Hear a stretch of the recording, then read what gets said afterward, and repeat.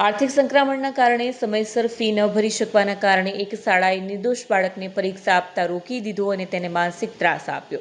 આ ઘટના જેએસબી સરદાર પ્રાઇમરી સ્કૂલની છે। વાલીઓએ આક્ષેપ કર્યો છે કે અમે ખૂબ જ નાજુક આર્થિક સ્થિતિમાંથી પસાર થઈ રહ્યા છીએ, છતાં શાળા વહીવટી તંત્રએ કોઈ સમજૂતી કરવાને બદલે બાળકને પરીક્ષા હોલમાં બેસવા દીધો નહીં।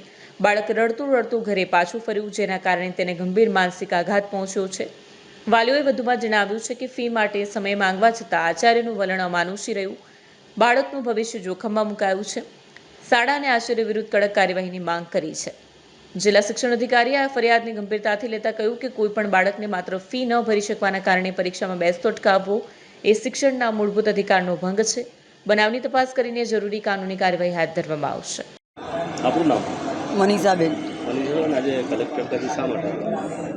મારા છોકરાની ફી નથી ભરાણી, એની માટે આવી છું। મારા છોકરાને એક્ઝામ દેવા નથી દીધી। કઈ સ્કૂલ છે ને શું વ્યવસાય કરો?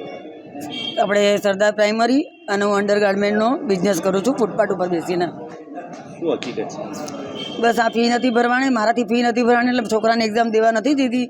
એટલે હું સાહેબ પાસે મદદ માંગવા આવી છું કે જે આજ મારી હારે થયું છે આજ પછી કોઈ છોકરા હારે ન થવું જોઈએ। બસ કઈ જગ્યા છે સ્કૂલ?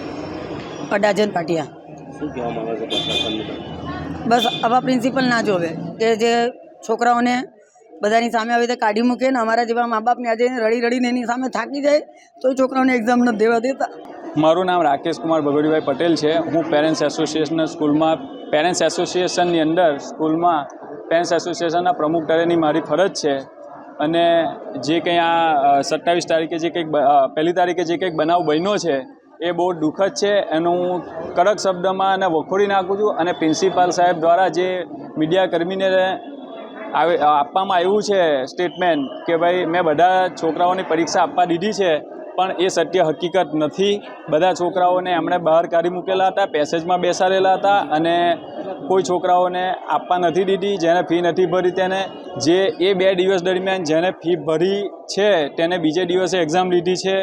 એમને એ એક્ઝામમાં પણ ટાઈમ નથી આપ્યો।